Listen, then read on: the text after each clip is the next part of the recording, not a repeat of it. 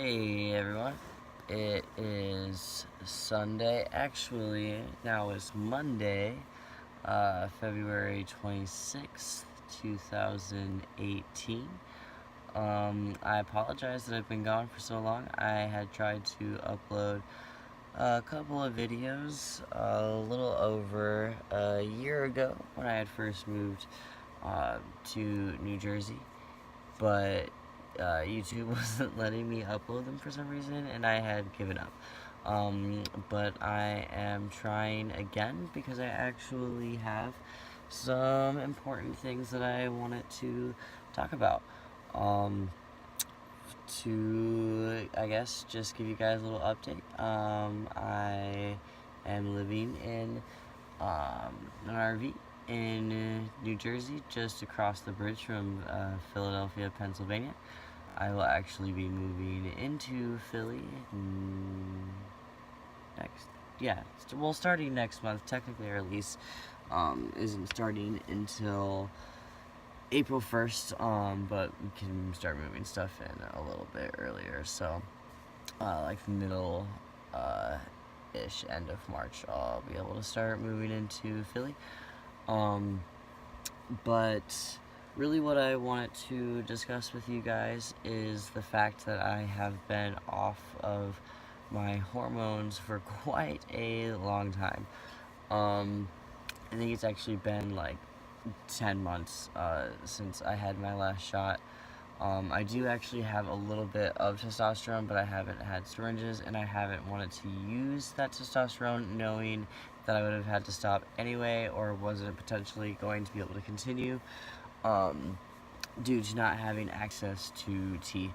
So I was dealing with a lot of insurance issues for like the last year, going back and forth. I had a situation with the insurance that I had gotten through the state of New Jersey when I had first moved out here, and the primary care that they had set me up with, and then I lost my insurance because of a job that I had gotten, and then just before I was going to be getting insurance through that job, I lost that job. Had to reapply for state insurance and stuff. Anyway, finally I'm getting everything sorted out. My insurance is active as of March 1st, and I was able to get an appointment on March 1st. So that was like super important to try and get that as soon as possible. So I was really glad they had something available on the 1st. But really what I wanted to discuss as far as all of that is what life has been like not being on my hormones, especially considering I am post-top surgery and hysterectomy. So being post those two surgeries, my body is producing like the tiniest amounts of sex hormones. Basically the little bit that's produced from your adrenal glands. And I think maybe some is produced in the brain, I'm not entirely sure. But not much. So it's been causing me some issues. Probably not like the issues that you would assume. It's not, I haven't like detransitioned or anything. Like my body isn't transitioning or changing back into a female. Well, I guess not like changing back into being a female, but you know, like getting more feminine characteristics back. That hasn't happened at all, probably because I don't have the estrogen in my body either. Actually, I shouldn't say probably, it's exactly why that hasn't been happening. The only thing that I would say is that my hair, especially like the facial hair, I haven't been very hairy. You guys already knew this. I wasn't getting much hair to begin with, so it's not like I'm really missing out. I potentially would maybe have a little bit more hair at this point, but I'm not really worried about it. I don't really care. But it has, especially like on my face, it's lightened up a little bit and kind of like thinned, so it's a little bit finer than it was, but it hasn't like stopped growing anywhere. So like all the hair that I had before I was not on my hormones is still there, which is how it's supposed to be. But it's not uncommon that it's kind of like thinned out a little bit. Everything else seems to be pretty much the same. Really how things have been affecting me is mentally, but mentally in that I just don't have like the motivation and drive to do things. And I think a lot of that's related to like kind of like what my next issue is that I'm having, that I'm about to get into. But since I'm not on my hormones, I'm also not on my anxiety and depression medication, so that obviously plays a large role in the mental situation that's kind of going on for me. I have been coping fairly well. I've had a few breakdown situations and stuff like that, but luckily I have a friend group and girlfriend that are very supportive, so I'm able to at least like work through those things. Not necessarily in the timeliest or best of manners, but I've gotten through them, and that's what matters. I'm still here. So yeah, but the biggest thing that this has been causing is hot flashes.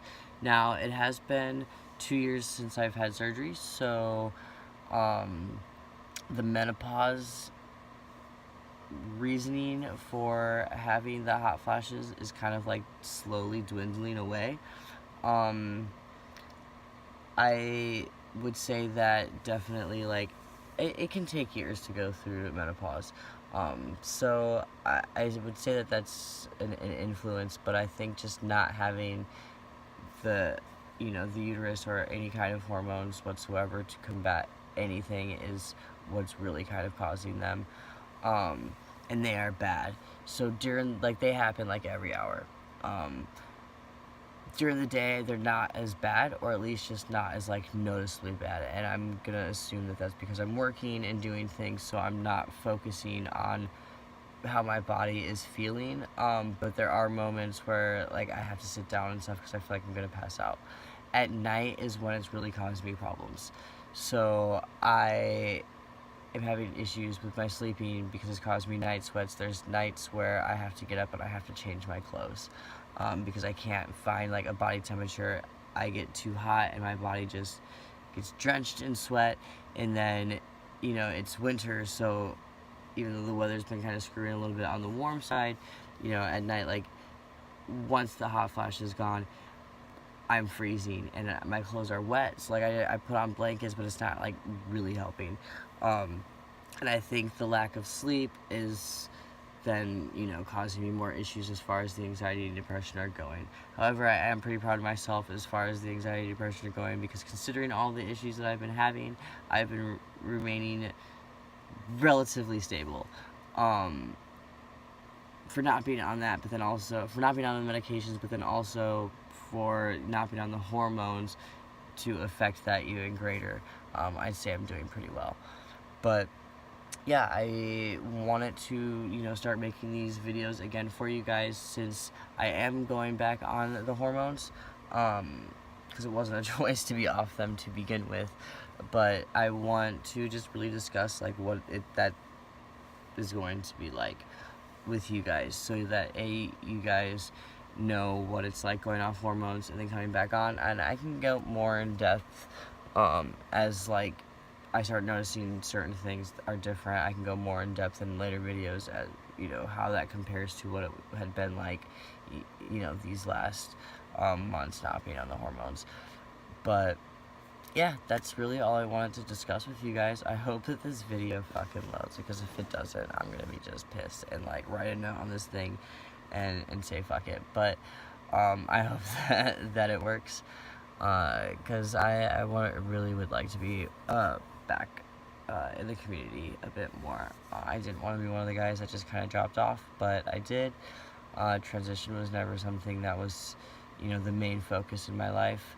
It's always been very important, and it's a very big chunk of my life, but it's not something that I focus on. So every time I've kind of thought about making a video, I didn't know what to say. But I have a few topics that I want to discuss about some things, but I think that this is a good place to start and then get into those things again, since I have something significant to discuss with you guys. So yeah, I will let you guys know how being back on the hormones goes.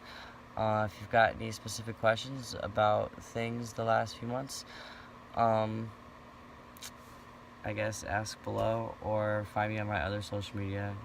There's links to all that kind of stuff in my profile and such. But yeah, so I guess just body update real quick for you guys before I go.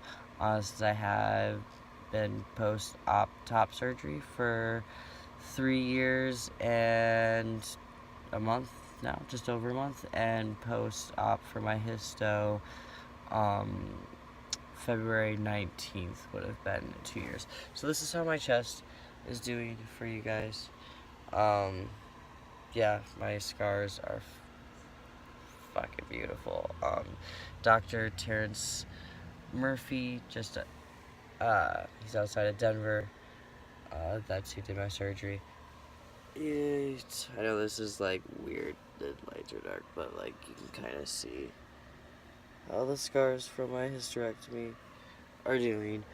But yeah, so life's pretty good at the moment. I will give you guys more updates when I talk to you guys, probably like Friday. I'll just give you guys a little update about how it went on the doctor on Thursday. Maybe you'll hear from me on Thursday if something happens.